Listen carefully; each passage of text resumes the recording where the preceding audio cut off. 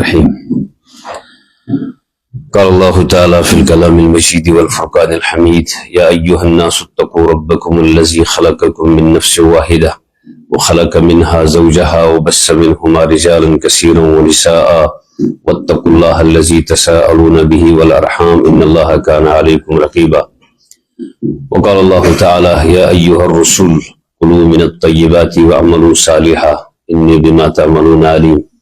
يا رب صل وسلم دائما أبدا على حبيبك خير خلق كلهم. اللهم صل على محمد كلما ذكره الذاكرون وصل على محمد كلما غفل عن ذکره الغافلون. یہ مختصر سا وقت ہے، اس میں 2 یا 3 باتیں ہم ذہن میں رکھیں گے، اور یوں بھی جب دین کے معاملے میں موٹی سی باتیں جب ذہن میں رہتی ہیں، اس کا فائدہ یہ ہوتا ہے کہ اس کے ذیل میں جو چیزیں آتی ہے اس پر عمل کرنا آسان ہو جاتا ہے. اب اس قرآن کریم کی پہلی والی آیت پر آپ غور کریں تو اس سے ایک بہت بڑی بات ہمیں سمجھ میں آتی ہے. اس کو نیچے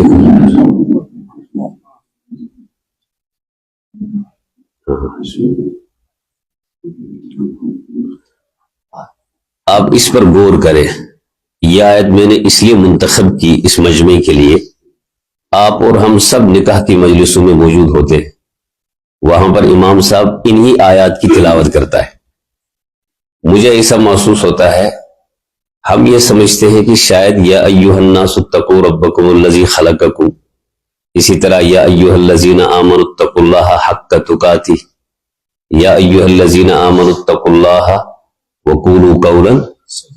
یہ 3 آیتیں نکاح میں پڑھی جاتی ہیں. عام طور پر لوگوں کا یہ تصور ہوگا شاید ان 3 آیتوں کا تعلق نکاح ہی سے ہے. یہ تصور صحیح؟ یہ تو حضور علیہ السلام کا انتخاب ہے. ان 3 آیات کا انتخاب حضور نے کیوں کیا، اس پر غور کرنا ہے. یا ایھا الناس اتقوا ربکم، اس سے ہے پہلے لفظ الناس.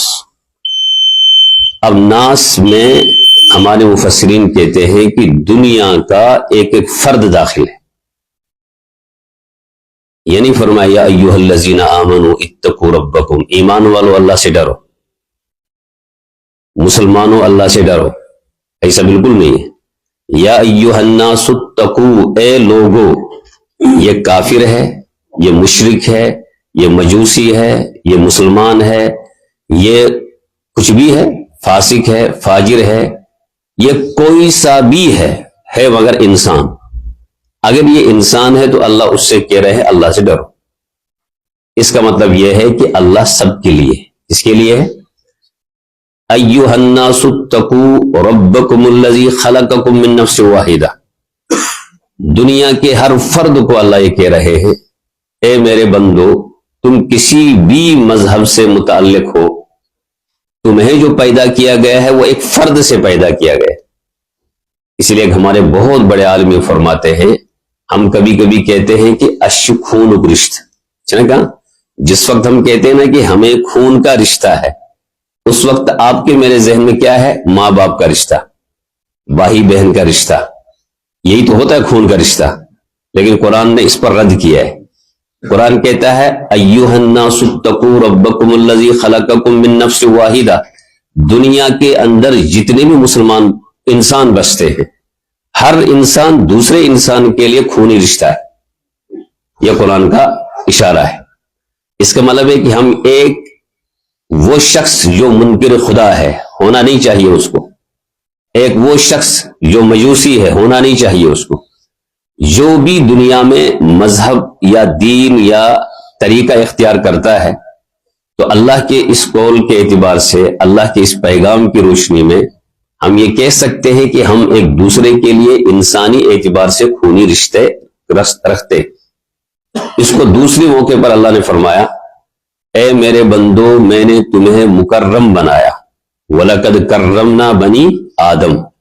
بنی آدم، مسلمان کو مکرم نہیں بنایا، مومن کو مکرم نہیں بنایا، صرف بنی آدم. اب بنی آدم میں قابل بھی ہے اور بنی آدم میں حابیل بھی ہے۔ قابل جب بولیں گے تو وہ جو ظالم ہوگا، قابل کا مطلب وہ جو مشرک ہوگا، قابل کا مطلب وہ جو منکر خدا ہوگا، جو منکر نبی ہوگا، یہ سب اس میں داخل ہیں۔ اور حابیل کا مطلب جو مظلوم ہوگا، حابیل کا مطلب جو مطیع اللہ کا فرما بردار ہوگا، اطاعت رسول اور اطاعت اللہ یہ دونوں اعتبار سے اس نے اپنی زندگی کو اس پر ڈھالا ہوگا، یہ حابیل سے مراد ہے۔ دنیا میں یہی دو بڑے گروہ ہوتے ہیں، ایک نافرمان گروہ ہوتا ہے، ایک فرما بردار گروہ ہوتا ہے، لیکن اللہ تعالیٰ جب مخاطب کرتے ہیں عمومی طور پر تو دونوں کو مخاطب فرماتے ہیں۔ فرمایا وَلَقَدْ كَرَّمْنَا بَنِي آدم، بنی آدم کو میں نے مکرم بنایا۔ اس کا مطلب ہے ہر انسان پر لازم ہے کہ وہ دوسرے کی عزت کرے، ہر انسان پر لازم ہے کہ وہ دوسرے کا اکرام کرے، ہر انسان پر لازم ہے کہ وہ دوسرے کے بارے میں مثبت سوچ رکھے، منفی سوچ قطعا نہ رکھے۔ لقد خلقنا الانسان فی احسن، یہاں بھی انسان آ گیا، انسان، انسان کا مطلب اسی لیے آپ نے سنا ہوگا امام ابو حنیفہ رحمۃ اللہ علیہ کے سامنے ایک مسئلہ آیا، انہوں نے کہا ہمیں مسئلہ درپیش ہے، اس کا جواب دیجیے۔ ان کا مسئلہ کیا ہے؟ ان کا مسئلہ یہ ہے ایک شخص نے اپنی بیوی پہ طلاق واقع کر دی، اور طلاق کے اندر شرط لگا دی ہے کہ اس کی بیوی 14ویں رات کے چاند سے بھی اگر خوبصورت نہ ہو تو طلاق ہے۔ اب کیسی قسم ہے؟ لوگ تو اس طرح کے بھی دنیا میں ہوتے ہیں نا، ایسی قسمیں کھاتے ہیں، اور یہ تاریخ میں رہا ہے، اس طرح کی لوگ دنیا میں ہمیشہ رہے۔ ہمارے یہاں کشمیر میں ایک وقت تھا لوگ طلاق واقع کرتے تھے بہت کم، مگر جب بھی کوئی طلاق واقع کرتا تھا وہ یہ کہتا تھا 4 مذاہب پر حرام کرتا ہوں، 4 مذہب پر حرام۔ 4 مذہب کون سے؟ 4 مذہب سے مراد ہے 4 مسلک، امام مالک، امام شافعی، امام ابو حنیفہ، امام احمد بن حنبل۔ یہ دنیا میں جو تکوینی طور پر 4 مسلک اللہ نے رائج کیے اور اس کے فوائد ہیں۔ بہرحال امام صاحب رحمۃ اللہ علیہ نے کہا کہ تو جہاں تم رہتے ہو ان سے پوچھ لو۔ انہوں نے کہا کہ جتنے بھی اس علاقے میں مولوی رہتے ہیں سب کا ایک ہی پر اتفاق ہے کہ ابو حنیفہ ہی سے اس کا جواب لے لو بھائی، کہیں اور سے جواب نہیں مل سکتا۔ امام صاحب رحمۃ اللہ علیہ نے فرمایا طلاق واقع نہیں ہوگی۔ کہا کہ کیسے نہیں ہوگی؟ 14 رات اس سے زیادہ بھی اس کی بیوی خوبصورت ہو سکتی ہے۔ انہوں نے کہا ہاں، تو انہوں نے یہ آیت پیش کی لقد خلقنا الانسان فی احسن احسن۔ اب یہاں تو ماشاءاللہ مدرسے میں پڑھے لکھے لوگ بھی موجود ہیں۔ احسن کا مطلب ہوتا ہے دنیا کے ہر ذرے کے مقابلے میں انسان خوبصورت ہے۔ دنیا، آسمان اور زمین کے نیچے جو بھی کچھ ہے ہر ذرے کے مقابلے میں انسان کیا ہے؟ یہ ترجمہ ہے احسن کا، یعنی اس میں تفضیل، سب سے زیادہ خوبصورت۔ جب انسان یہ کلر میں کالا ہو، یہ سفید ہو، یہ میانہ رنگ رکھتا ہو، یہ قد کا بہت چھوٹا ہو، بہت لمبا ہو، یہ کسی بھی حال میں ہو، یہ لنگڑا ہو، معذور ہو، کسی بھی حال میں ہو، مگر یہ کیا ہے؟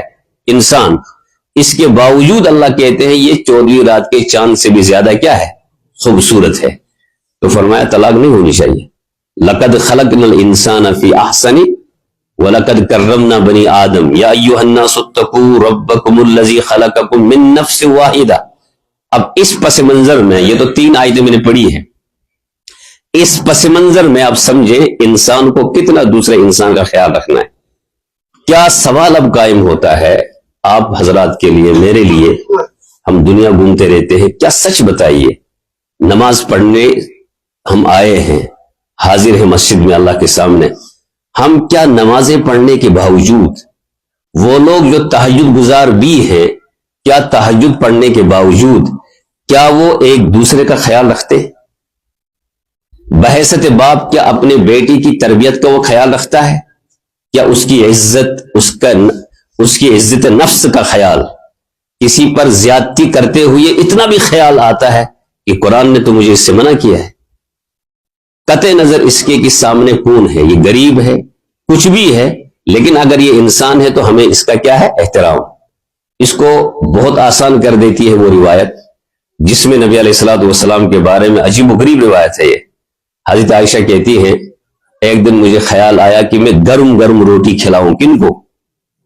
نبی علیہ الصلوۃ والسلام کو گرم گرم روٹی۔ کہتے تازہ میں نے چولہے پہ رکھا گرم روٹی اور تیار کی میں نے، لیکن یوں ہی مجھے نبی علیہ السلام پہ نظر پڑی تو دیکھا نبی کی آنکھ لگی ہے، آپ آرام میں چلے گئے۔ میں سوچتی رہی کہ اگر میں بیدار نہ کروں تو روٹی ٹھنڈی ہو جائے گی، ادھر سوچ رہی ہوں کہ اگر میں بیدار کروں تو حضور کو تکلیف ہوگی۔ اب میں نے ترجیح اسی کو دی کہ حضور کو بیدار نہ کروں۔ یہ بھی ایک بڑا کمال ہے نا، کون سا عمل، دو عمل جب ٹکرا جائیں تو آپ کون سے عمل کو کریں گے؟ بیوی سوئی ہے، آپ کو دفتر آنا ہے، اور ادھر سے روٹی گرم نہیں ہے، یا روٹی گرم ہے اس کے ٹھنڈے ہونے کا امکان ہے، اگر آپ بیوی کو جگائیں گے نہیں، آپ لوگ کیا کریں گے؟ کبھی سوچا؟ کبھی نہیں، چونکہ ہمیں کبھی یہ تصور میں بھی نہیں ہے کہ شاید یہ بھی کوئی دین ہے۔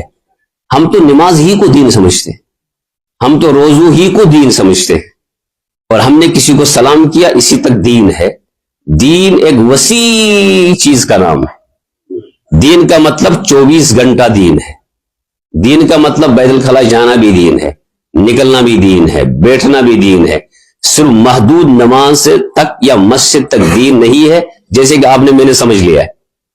اسی لیے دنیا کہتی ہے کہ تفاسیر کو پڑھو، علماء کو سمجھو، علماء کو پڑھو، اسلاف کو پڑھو، چونکہ انہوں نے صرف نماز کو دین نہیں بتایا، انہوں نے ایک ایک عمل کو دین بتایا، ایک ایک چیز کو۔ حضرت عائشہ کہتی ہے کہ میں نے انتظار کیا، لیکن اتنے میں یہ ہوا بکری آ گئی۔ ان دنوں گھر کھلے ہوتے تھے، کوئی دیوار بندی تو تھی نہیں آپ کی طرح میری طرح، دیوار بندیاں آدمی اندر جا ہی نہیں سکتا۔ تو یوں ہی کہتی ہے بکری آئی تو بکری نے میرے سامنے روٹی اٹھا لی، کچھ کھا لیا اور کچھ لے کے بھاگ گئی۔ میں یوں ہی اس بکری کو پکڑنے کے لیے بھاگی واپس روٹی لینے کے لیے، تو حضور بیدار ہو گئے۔ حضور نے فرمایا عائشہ ادھر آ جاؤ واپس۔ عائشہ رضی اللہ عنہا بکری ایک طرف چھوڑ دیتی ہے اور حضور کے پاس آتی ہے، کہنے لگے عائشہ میں سمجھ گیا روٹی لے گی بکری، البتہ ایک چیز کا خیال رکھنا، روٹی تو کھا لیا بکری نے، لیکن یہ بکری جس ہمسائے کی ہے خبردار اس کے خلاف ایک لفظ بھی نہیں کہنا۔ یہ بکری جس ہمسائے کی ہے خبردار اس ہمسائے کے متعلق منفی سوچ قائم نہ کرنا، ایک لفظ بھی زبان سے نہ نکالنا، چونکہ بکری اس کی ہوگی، لیکن اس نے تھوڑا ہی آپ کو بکری اس لیے بھیجی تھی کہ وہ روٹی کھا لے۔ ذرا تھوڑی دیر کے لیے آپ تصور کریں کیا آپ کا عمل ہے اس میں؟ ذرا کوئی ہمسایہ ایک نظر بھی آپ کی طرف دیکھے، آپ خود ہی یہ ترجمانی، آپ خود ہی اندر فیصلہ کر لیں گے اس نے مجھے اسی کی وجہ سے تو نظر لگ گئی۔ صبح اٹھنے ہم سلبوت میں نظر لش، وہ عورت نکلی نا ہمارے یہاں سے نظر لگ گئی، وہ شخص یہاں سے نکلا نظر لگ گئی، یہ آپ کا میرا تصور ہے، جبکہ دین اس کا نام۔ اس لیے قرآن کی ان آیات کی روشنی میں ہمیں سمجھنا ہے انسان بہت بڑی چیز ہے، بہت بڑی چیز ہے۔ المسلم من سلم المسلمون من لسانی ویدی، دو چیزوں سے انسان تکلیف پہنچا سکتا ہے، زبان سے اور ہاتھ سے۔ المسلم من سلم المسلمون من لسانی، پہلے زبان چلتی ہے آدمی کی، پھر اس کا ہاتھ چلتا ہے۔ زبان کو کنٹرول کریں گے تو ہاتھ خود ہی کنٹرول ہوں گے۔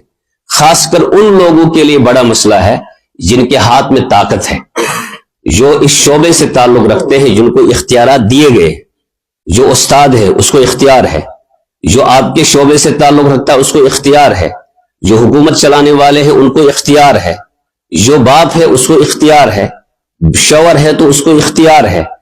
یہ جو اختیارات جن کو دیے گئے ہیں کسی حد تک، اگر وہ اپنی ذات پر، اپنے نفس پر، اپنے دماغ پر کنٹرول نہ کرے تو اس حدیث کے وہ مصداق بن سکتے۔ اگر انہوں نے کنٹرول نہیں کیا، ذمہ داری نہیں نبھائی، صبر نہیں کیا، زبان بھی چلے گی، ہاتھ بھی چلے گا۔ جب زبان نہ چلے، ہاتھ نہ چلے، میں قسم کھا کر کہہ سکتا ہوں کہ پوری وادی میں کہیں بھی ایک طلاق بھی نہیں ہوگی، اگر زبان اور کیا رہے گا، صرف زبان ہی کنٹرول میں رہے۔ لیکن افسوس کے ساتھ یہ بات کہی جاتی ہے، ایک وقت تھا طلاق کی شرح کچھ بھی نہیں تھی، اور آج فون آ رہے ہیں، مجھے خود ہی فون آئے، ایک شخص کہتا ہے میں نے اپنی بیوی پر 3 طلاقیں واقع کی۔ کیوں بھائی؟ اس کا مطلب ہے بہت سخت مسئلہ ہو گیا ہوگا۔ اب میں نے کہا اللہم احفظنا، میں نے کہا وجہ کیا ہوئی؟ کہا وجہ کچھ نہیں ہوئی، میں نے کہہ دیا تھا اہلیہ سے مجھے عمرہ پہ جانا ہے، تو بیوی نے وہاں سے مجھے کہہ دیا کہ میں اتنی سے پانس رہی تھی۔ تو کیا یہ کوئی غلط بات کہی اس نے؟ اگر آپ عمرہ پہ جا رہے ہیں تو لے لو، اگر آپ کے پاس پیسہ نہیں ہے تو خود مؤخر کر دو اپنے عمرے کو۔ اتنے سے جملے پر کہ تم کون ہوتی ہو پوچھنے والے 3 طلاق کے واقع کرتے. اور اب جب مفتی صاحب سے پوچھ رہا ہے کہ ترگیز واقع، تو اب کیا 3 ہی تو ہے وہاں بچا کیا؟ اب آگے کا جملہ سنیے. تلشز اسلام یوں ظلم کرا، اچھا کہاں باٹا؟ تم نے بیوی پر ظلم کر کے، اسلام پر ظلم کر کے، محمد رسول اللہ کو کے اوپر کیا کہتے ظلم کر کے یہ نہیں سوچا کہ میں کیا کر رہا ہوں. آپ مفتی کو آپ ذمہ دار ٹھہرائیں گے تلشا اسلام یوں ظلم کرا. آپ کو اور مجھے اللہ کے بہت جواب دینا ہے. جس نے ان آیات کی روشنی میں اپنی زندگی کو نہیں سمجھا، اپنی بیوی کے حقوق، اپنے بچوں کے حقوق، اپنے والدین کے حقوق، ایک کفر سے تعلق رکھنے والے ایک شخص کے حقوق، اور راستے میں چلنے والے ایک مزدور کے حقوق اگر آپ نے نہیں سمجھے تو آپ کا میرا نماز پڑھنا کوئی فائدہ نہیں دے سکتا ہے. یہ میں گارنٹی کے ساتھ کہتا ہوں، کوئی فائدہ نہیں. پڑھے آپ تہجد کتنی پڑھتے ہیں، پڑھ لیں آپ اشراق کتنی پڑھتے ہیں، آپ اوابین بھی پڑھ لیں، آپ کچھ بھی کر لیں، آپ ہدیہ دیتے رہیں اپنے دوستوں کو، اس سے کچھ ہونے والا.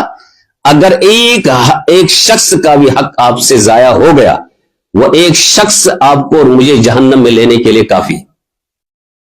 اسی لیے تو حدیث میں ہے ایک شخص لکھتا ہے ایک لفظ لکھا جنتی، پھر دوسرا لکھا پھر جنتی، ایک لفظ اس کو جنت کے قریب کر دیتا ہے. آخر کا کوئی لفظ ایسا نکلتا ہے اس کے قلم سے جس لفظ کی وجہ سے ایک شخص کا حق ضائع ہو گیا، اسی وقت جہنم اس کی مقدر ہو جاتی. 10 صفحات اس کو کہاں لے جا رہے تھے، ایک لفظ نے اس کو کہاں لے لیا. آپ کی اوپر ہمارے اوپر کتنی ذمہ داری ہے. مدرسے میں صبح سے لے کر شام تک 10 لوگ آتے ہیں جہاں پر میں سائن کرتا ہوں. اگر ایک سائن میں میرا ادھر ادھر چلا گیا کیا ہوگا؟ میرا امامت چلے گی میری؟ پھر نماز خطبہ جمعہ چلے گا؟ کچھ بھی نہیں چلے گا. آپ بیٹھ کر سائن کرتے دن میں 10 موقع پر آپ کو موقع ملتا ہوگا. کھڑے لوگ آپ کے پاس آتے ہوں گے، یہ کرتے سائن، فارم میں نے بھر دیا ہے، مجھے پولیس میں جانا ہے، مجھے میڈیکل کا مسئلہ ہے، مجھے فلاں جگہ کا مسئلہ ہے، مجھے جناب والا کسی اور شعبے میں مجھے جانا ہے، مجھے چاہیے آپ کا آفیسر کا دستخط. اگر آپ کے سائن نے ذرہ برابر بھی آگے پیچھے کر لیا تو آپ کو خود سوچنا ہے کہ مجھے اللہ کے یہاں کس منہ کو لے کر میں اللہ کے یہاں پیش ہو جاؤں گا. پہلی بات یہ میری مکمل ہو گئی کہ دنیا میں جتنے بھی انسان ہیں بحیثیت انسان برابر ہے. کسی کو ہم ذلیل نہیں سمجھ سکتے، کسی کو ہم یہاں تک کہ آپ کا جو نوکر ہے، آپ کا جو ملازم ہے، آپ کا جو سیلز مین ہے، آپ کا جو خادم ہے، آپ میں اور اس میں اتنا بھی ذرہ برابر فرق نہیں ہے. لیکن سچ بتائیے فرق کرتے نہیں کرتے؟ کرتے ہیں نا. یہ آپ کا مسئلہ نہیں ہے، میرا اپنا بھی مسئلہ ہے. جب ہم بھی کرسی پر بیٹھتے ہیں تو ہمارے سامنے کوئی کرسی پر بیٹھا ہوتا ہے، ایک سیکنڈ کے لیے بھی اگر میرے دماغ میں یہ بات آ گئی نا کہ وہ چھوٹا ہے اور میں ایک سیکنڈ کی بات کر رہا ہوں، کیا سے کیا ہوگا کچھ پتا نہیں، کیا سے کیا ہوگا کچھ پتا نہیں. اللہ حدیث میں آتا ہے نبی کریم دیکھیں نبی علیہ السلام نے اس کو عملی طور پر کیسے سمجھایا. کہتے ہیں نبی علیہ السلام آرام میں تھے، ادھر سے رات کو ایک صحابی کو ضرورت پڑی غالباً فراغت کی. جو ہی نبی علیہ السلام نکلے، نبی علیہ السلام آرام میں ہیں، وہ صحابی وہاں سے نکلا. اب جگہ ایسی تھی کہ ان کو صحابہ کے بیچ سے نکلنا تھا. نکلتے نکلتے اس صحابی کا پاؤں حضور علیہ السلام کے پاؤں سے ٹکرا گیا. حضور کے پاؤں سے حضور کو تکلیف پہنچی. حضور کو کیا پہنچی؟ تکلیف. نبی علیہ السلام کو تکلیف پہنچی تو ایک جملہ نکلا کہ بھائی تم نے تکلیف پہنچائی، بس اتنا جملہ نکلا زبان سے. اس کے بعد نبی علیہ السلام پریشان ہو گئے، صحابی باہر چلے گئے، ادھر سے نبی علیہ السلام پریشان ہو گئے. میں نے جملہ بڑا سخت کہہ دیا. حضور اب اپنے بارے میں پریشان ہیں، میں نے اس صحابی سے جملہ کیا کہہ دیا؟ سخت. ذرا اس کو سنیں اچھی طرح، سخت جملہ کہہ دیا. اب حضور علیہ السلام کی وہ والی پریشانی ختم ہو گئی کہ جو کہ آپ کو تکلیف ہوگی پیر مبارک میں لگی، اور ادھر سے اب تکلیف یہ شروع ہو گئی کہ وہ صحابی میرے بارے میں کیا سوچ رہا ہوگا. اب اس انتظار میں ہے کہ وہ آئیں گے اور اب میں اس صحابی سے معافی لے لوں گا. کہتے وہ صحابی آئے تو حضور نے پہل کی، فرمایا کہ میرے بھائی مجھے معاف کرنا، میں نے تمہیں جملہ کہہ دیا کہ جس سے تمہیں تکلیف ہو چکی ہوگی، یعنی تکلیف تو پہنچائی کسی اور نے، لیکن جن کو تکلیف پہنچائی کائنات کے سردار، وہ خود واپس معافی لے رہے ہیں، معذرت چاہ رہے ہیں کہ میرے جملے سے کہیں آپ کو تکلیف تو نہیں پہنچی۔ اگر اتنی سی بات آپ کو مجھے سمجھنی ہے، اسی کا نام ہے اسلام، اسی کو کہتے دین۔ اسی لیے کہا ان الدین عند اللہ الاسلام، دین ہی اصل میں اللہ کے یہاں صحیح ہے۔ دنیا میں جتنی بھی طریقے ہیں، آپ ہر طریقے کو پڑھیں، ہر مذہب کو آپ پڑھ لیں، آپ کو اگر یہ چیز اگر کہیں ملی تو سمجھ لو صحیح وہی ہے، اور اس کے متعلق اللہ نے اعلان کر دیا دین ہی میرے نزدیک مسلم ہے۔ اسی لیے آگے موقع پر ایک جگہ دوسری جگہ قرآن کہتا ہے اگر تم میں کوئی ایسا شخص یہ چاہتا ہے کہ میں وہ چیز اختیار کروں جو دین نہیں ہے، اسلام نہیں ہے، مگر اس کو اختیار کر کے میں اس پر راضی رہوں، تو سمجھ لینا کہ وہ آپ کی وہ رضامندی تمہیں قیامت کے دن جہنم تک پہنچائے گی۔ وَمَن يَبْتَغِ غَيْرَ الْإِسْلَامِ دِينًا، وَمَن يَبْتَغِ، جو لوگ چاہتے ہیں کہ اسلام کے علاوہ کسی چیز کو دین بنائے، فَلَن يُقْبَلَ مِنْهُ، ہرگز اس کی طرف سے وہ عمل قابل قبول نہیں ہوگا، وَهُوَ فِي الْآخِرَةِ مِنَ الْخَاسِرِينَ، اور ان کے لیے مقدر جہنم ہوگا۔ کتنی بدعات ہیں ہمارے یہاں جس کو دین سمجھ کر کرتے ہیں، میت ہو تو بدعات، شادیاں ہو تو بدعات، تبذیر، اسراف، اور عجیب بات ہے ہماری وادی کی صورتحال تو اور بگڑی ہوئی ہے، خاص کر شادیوں میں ہمیں نظر آتا ہے۔ ایک تو نظر آتا ہے وقت کتنا ضائع ہمارے یہاں ہوتا ہے۔ اچھا یہ عالم نکاح پڑھانے نہ جائے تب مسئلہ، پڑھانے جائے تو تب مسئلہ، نہ پڑھانے جائے تو بغیر نکاح کے رخصتی ہوگی۔ اب آپ کہتے ہیں آپ کیسے بولتے ہیں یہ؟ میں بولتا ہوں اس لیے کہ 3 نکاح میں نہیں دہرائے، میں نے خود ہی 3 نکاح دہرائے، وہ بھی میرے ہی دوست۔ نکاح دہرایا جب مجھے یقین ہو گیا کہ نکاح نہیں ہوا ہے۔ میں نے فون کیا وکیل صاحب کو، وکیل سے مراد نکاح کا وکیل۔ اچھا عجیب بات یہ ہے کہ قرآن اور حدیث کے اعتبار سے وکیل بننے کا حق باپ کو ہے پہلے نمبر پر، نمبر 2 وہ نہیں ہے تو دادا ہے، نمبر 3 بھائی ہے، چاچا ہے، کس گئی ہوں۔ لیکن سچ بتاؤ ماما لڑائی کرتا ہے مجھے وکیل کا فون رکھ، مامس کا پوچھ ہوئے، یہ کہاں سے آ کر ٹپک جاتا ہے بیچ میں کہ نا وکیل روز بوئی، اور اس ماما جی کو کچھ پتا نہیں ہے وکالت کس کا نام ہے۔ وہ وکیل رہا نکاح ہوگا، وکیل کوئی غیر محرم بھی رہے مجبوری میں تو نکاح ہو جائے گا، لیکن نمبر اس کا، نمبر باپ کا ہے، نمبر دادے کا ہے، نمبر بھائی کا ہے، نمبر چاچے کا ہے، لیکن ان سب کے ہوتے ہوئے ماما کہتا ہے کہ نہ نکاح گسی نہ تو تائے یہ تائے وکالت بکا، یہ کہاں سے سمجھ لیا؟ اب ماما جی ہے، میں تو ماما آش وکیل نانزا کیا، میں نے فون ماما جی کو، وکیل نانزا تو پرسوا بچی بچے شپاتا تم کا تو پرسون سو پن نہیں بچی۔ یہ ہے آپ کی میری وادی کا حال۔ جب مولوی نہیں جائے گا نکاح پڑھانے کے لیے، عالم نہیں جائے گا تو یہی حال ہوگا۔ جب یہ عالم جائے گا، اب اس عالم کو اپنے تمام کاموں کی خیر منانی ہے۔ دن کے 12 بجے جائے گا، رات کے 12 بجے اس کو واپس لوٹنا ہے۔ لے جائیں گے گاڑی سے، واپس لینے کے وقت گاڑی موجود نہیں ہوگی۔ یہ ظلم نہیں ہے، یہ دین ہے، آپ نے اس کو دین سمجھ لیا ہے۔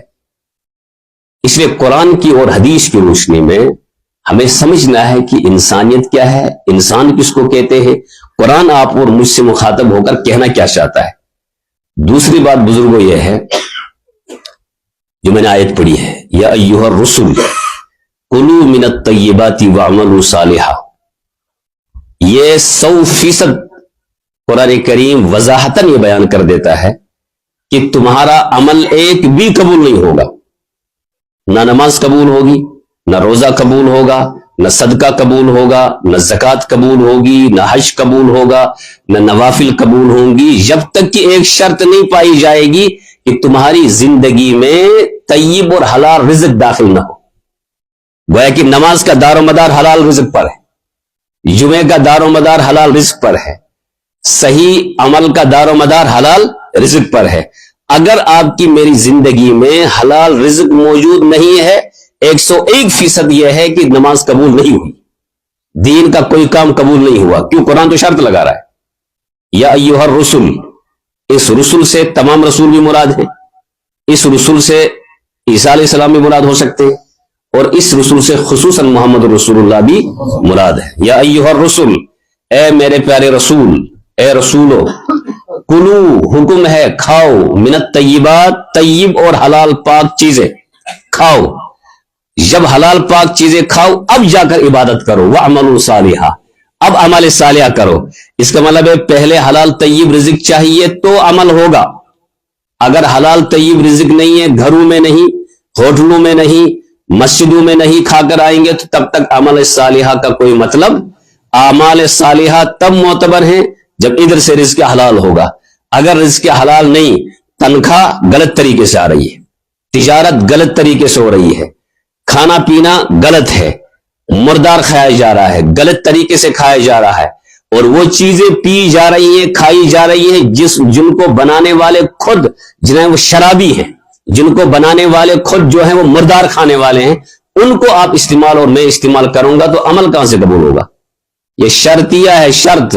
وَاعْمَلُوا صَالِحًا، ممکن اگر اس میں اختیار دیا جاتا تو یہ کہتے کہ رزق حلال بھی کھاؤ، عمل بھی کرو، لیکن قرآن نے یوں نہیں کہا۔ قرآن نے کہا کلوا من الطیبات، آگے عطف کر دیا، وَاعْمَلُوا، اور اس کے بعد عمل صالحہ کرو۔ تو اس کو جوڑا ہے مفسرین نے کہا کہ اس کا مطلب ہے اعمال صالحہ کا دار و مدار رزق حلال پر ہے۔ اس کا مطلب ہے رزق حلال نہیں ہوگی، طیب غذائیں نہیں ہوں گی، صحیح طریقے پر تنخواہیں نہیں آئیں گی، صحیح طریقے پر تجارت نہیں ہوگی، سود سے معاشرہ پاک نہیں ہوگا، رشوت سے پاک نہیں ہوگا، اور غلط تحریر کے ذریعے پیسہ حاصل نہیں کرنے سے بچیں گے نہیں، تب تک آپ کا میرا عمل صحیح نہیں ہوگا۔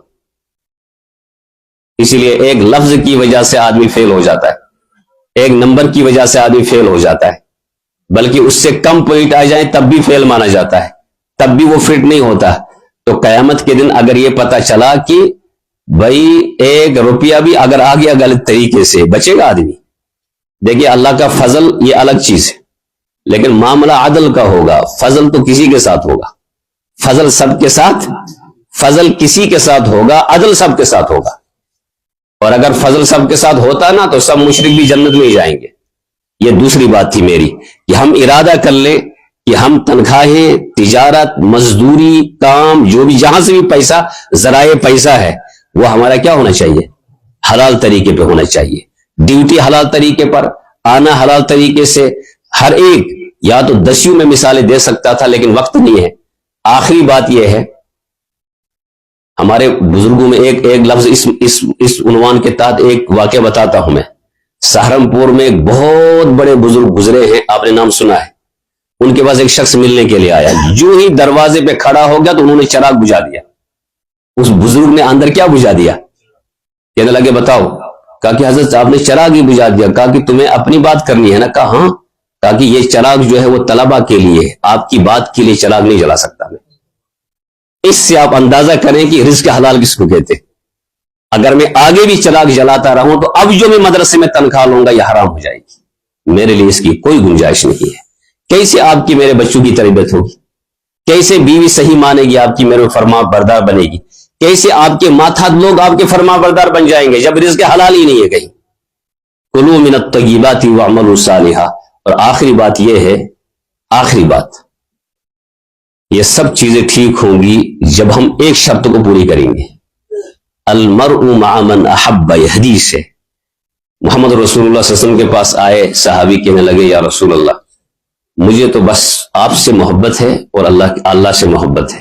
تو حضور نے فرمایا المرء مع من احب، قیامت کے دن آدمی اسی کے ساتھ اٹھایا جائے گا جس کے ساتھ وہ محبت۔ اب ایک طریقہ محبت کا آپ کا میرا ہے، زبانی، لیکن محبت حضور، محبت رسول کا آسان مطلب یہ ہے کہ حضور کی ہر ادا کو اپنی زندگی میں لانے کا معاملہ ہے حضور کی محبت۔ زبان سے 10 درود پڑھنا تھوڑی سی محبت کی جھلک ہے، نعت پڑھنا تھوڑی سی جھلک ہے، لیکن سر سے لے کر نیچے تک پورے وجود کو حضور کی سنتوں میں رنگنا، یہ دراصل محبت کا تقاضا ہے۔ افسوس کے ساتھ یہ بات کہی جاتی ہے، جمعہ کے دن، باقی دنوں میں، اب تو سوشل میڈیا آپ لوگ سن رہے ہیں، سوشل میڈیا کا 70% حصہ جو بولنے والے لوگ ہیں دین پر، وہ اس پر تلے ہوئے ہیں کہ سنتوں کی کوئی اہمیت نہیں ہے۔ جب آپ کے اور میرے دلوں سے، دماغ سے سنتوں کی اہمیت کو نکال دیا جائے گا اور آپ اس کو تسلیم کریں گے تو المرء مع من احب کہاں رہے گا؟ حضور کی محبت کہاں رہے گی؟ اس لیے ضروری ہے وہ جو دروازہ ہے نا اس مسجد کا، یہ دروازہ بڑا ہے یا یہ مسجد بڑی ہے؟ اندر ہے نا، آنا تو ہمیں یہاں ہے نا، لیکن ہم سب کہاں سے آ گئے؟ کوئی بھی بڑا آدمی چھت سے نہیں آیا یا کھڑکی توڑ کے اندر نہیں آیا۔ عقل مندی یہی ہے کہ آدمی کہاں سے آئے، لیکن اصل اہمیت دروازے کی تو ہے ہی نہیں، اہمیت جو ہے وہ یہاں ہے۔ آپ کو اور مجھے اصل میں پہلی صف میں پہنچ کر 2 رکعت نماز ادا کرنی ہے۔ اصل میں ہمیں اللہ کے پاس پہنچنا ہے، اللہ کی معرفت، لیکن اس کے لیے دروازہ ہے محمد رسول اللہ کی سنت۔ جب تک حضور کی سنت کے دروازے سے آپ لوگ نہیں داخل ہو جاؤ گے تب تک آپ کا فرض بھی ناقابل قبول ہے، آپ کا فرض بھی مکمل نہیں ہے، آپ کا واجب بھی مکمل نہیں ہے۔ جب تک کہ سنت کے دروازوں سے آپ لوگ داخل، جب تک ہم سنت کے دروازے سے داخل نہیں ہوں گے ہمارے فرض بھی ناقص رہیں گے۔ آسان انداز میں نے آپ کو یہ سمجھایا ہے، اس پر کوئی بحث نہیں ہے۔ سنت سنت ہے، سنت کے بغیر انسان کی کوئی حیثیت نہیں ہے، سنت کے بغیر عشق کا دعویٰ ہوگا کوئی دلیل نہیں ہوگی، سنت کے بغیر آدمی کی کوئی حیثیت نہیں ہے۔ امت مسلمہ بن ہی نہیں سکتی جب تک کہ وہ سنت رسول پر نہ آ جائے۔ حلال رزق مل نہیں سکتا سنت رسول کے بغیر، اور صحیح معنوں میں رشوت سے بچ نہیں سکتے جب تک کہ سنت رسول پہ نہ آ جائے، سود سے نہیں بچ سکتے جب تک کہ سنت رسول پہ۔ یہ 3 باتیں میں نے بتائی ہیں۔ ایک تو انسان اس کو مضمون کو پڑھیں، آپ تو پڑھنے والے لوگ ہیں۔ نمبر 2، رزق حلال کیا ہے، اس کی اہمیت کیا ہے، اس کا اثر بچوں پہ کیا پڑتا ہے، ماتھاتو پہ کیا پڑتا ہے، اپنی ذات پہ کیا پڑتا ہے، اس کو پڑھیں۔ اور تیسرے نمبر پر سنت رسول کی اہمیت کیا ہے، اس کو پڑھنے کی بہت ضرورت ہے۔ صرف 10-20 منٹ کے سننے سے کام نہیں چلے گا، اس کو آپ کو پڑھنا پڑے گا۔ پڑھیں گے انشاءاللہ؟ آپ کے پاس وقت بہت ہوتا ہے، کتابیں لائی، تفسیر آپ لائیں، تفسیریں بے شمار تفسیریں پڑھی ہوئی ہیں، سنت رسول پر کتابیں ہیں، عربی میں بھی ہیں، انگلش میں بھی ہیں، اردو میں بھی ہیں، آپ تینوں زبانیں پڑھتے ہیں ماشاءاللہ، تو آپ پڑھیں اور کتابیں لا کر یہاں رکھیں۔ اس مسجد کے اندر لائبریری کا ایک نظام بنا لیں، یا کمروں میں کسی جگہ لائبریری کا کوئی نظام بنا لیں۔ آپ اپنے وقت کو ضائع کیوں کریں گے؟ جب آپ بالکل خالی ہوں گے اور کسی آپ بڑوں کی طرف سے کوئی اعتراض نہیں ہوگا، آپ وہاں جا کر پڑھنے کی کوشش کریں۔ ایک لفظ بھی اگر 24 گھنٹوں میں آپ نے ایسا پڑھ لیا جس سے آپ کی میری زندگی سنور گئی تو اس سے بہتر کیا ہو سکتا ہے؟ اللہ مجھے بھی عمل کرنے کی توفیق نصیب فرمائے، آپ کو بھی عمل کرنا نصیب فرمائے۔ وصلی اللہ تعالی علی خیر خلقہ محمد وعلی آلہ وصحبہ اجمعین۔